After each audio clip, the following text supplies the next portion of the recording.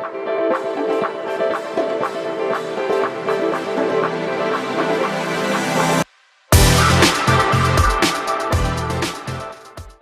to Nasdaq Trade Talks. I'm Jill Malandrino, Global Markets Reporter at Nasdaq. Joining us for this segment, we have Professor Raymond Tsang, Director of CFA Society Hong Kong, to discuss APAC crypto development and trends. Professor Tsang, it's great to see you. Welcome to Trade Talks. Thank you, Jill. What are the different types of virtual assets and cryptos, and what are their major functions? First of all, we can see the central bank digital currencies, the CBDCs, which are backed by governments or treasuries. They're basically the digital versions of fiat money carrying the same status. Then we have the cryptos, like the Bitcoins, Ethereums. They're basically adopting blockchain technology with the distributed ledger concept, which means they are decentralized. And then we have the stable coins, the USDT, USDC. They are digital assets which try to establish a stable value to fiat money so that they can provide the store of value features to compensate for the high volatility of other cryptos. And if you recall, the UST or the Terra Lunar collapse made headlines recently. And then we have the utility token, the BNB, the Link, the Sands, which are tokens on specific platforms, networks or projects. Last but not the least, the NFTs, the non-fungible tokens, which are unique tokens with the underlying on a piece of artwork, music, game items, or other asset classes. We see major crypto exchanges from the US and Europe showing an increasing interest in the Asia Pacific region. Why is that so? What makes Asia so crypto friendly? Asia Pacific investors seem to have an ample appetite on risk, whether it's on return or yield enhancement, as is demonstrated by the history of many exotic structured products developed in the past, like the knock-in knockout in the Korean markets, the PRDCs in the Japanese markets, the accumulators in Hong Kong or the other Asia Pacific regions.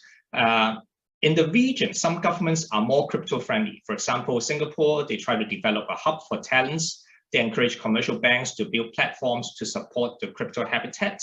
And Hong Kong recently issued the first license to a fund which has fully invested in cryptos. On the other hand, other governments which adopt more cautious approaches to cryptos. Investors may have limitations in those jurisdictions to crypto trading, mining, or other activities, but eventually they find their ways to access them. Tell us about the impact of the anticipated series of interest rate increases by the Federal Reserve on crypto. With the outbreak of COVID, massive QEs happened across the globe to provide liquidity, which ended up in a situation with too much money in the economy. So towards the end of last year, and is still carrying out like up to now, we see signs of inflation, and investors realize that a series of rate hike will be coming or like has already happened. So we see deleveraging happening with stock, bond, and other markets having corrections. Bitcoins and other cryptos, on the other hand, some of them are limited in supply, which should give investors some confidence that won't be massive supplies in the crypto world. But lately, the crypto prices have been like kind of positively correlated to other asset classes, tracking them downward. So going forward, whether with more rate hikes being priced in, the real challenge whether cryptos can flourish or is to see whether they can develop themselves into a significant asset class or to establish themselves as an alternative investment. And Professor Tsang, what about the future of crypto in your region? What advice do you have for investors? Instead of giving advice, I'm going to list out a few key factors which I think are important in the growth of cryptos in the region, and you and the audience can decide whether the investment is worth making. The cornerstone, I believe, is the regulatory environment. Some market participants said regulations may choke the crypto habitat. But I beg to disagree on that. I believe with suitable amount of recognitions could be given to this asset class, and investors could gain some confidence to take part in the market. Following that, investor demand, whether it's for investment or or daily use, is important to the development.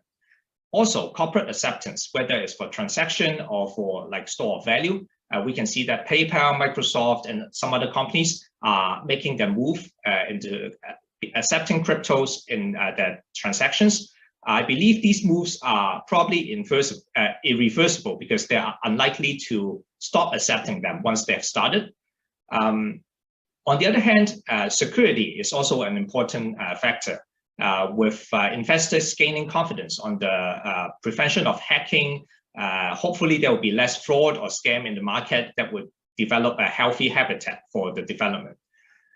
On the other hand, investment return is as important. When Bitcoin was at 60,000, many people asked how they can access the market. Now with the price levels much lower, like the interest has cooled off a little bit, but with that, like it's still an important aspect for investors. And also the correlation with other asset classes, whether this can provide a hedge to traditional asset classes. And the availability of exchanges or platforms to transact, to hedge, and the ease of using them are important for investors to take part in the market. Last but not the least, with some forward-looking new products and project development in the habitat is crucial. Not necessarily on new altcoins, but also derivatives products. For example, we have futures and options available in the North American market now. And the availability of staking and yield farms allow investors to yield enhancement, and other aspects are important as well. All right, Professor Tsang, we appreciate the insight. Thanks for joining us on Trade Talks. I'm Jill Malandrino, Global Markets Reporter at Nasdaq. Thank you, Jill.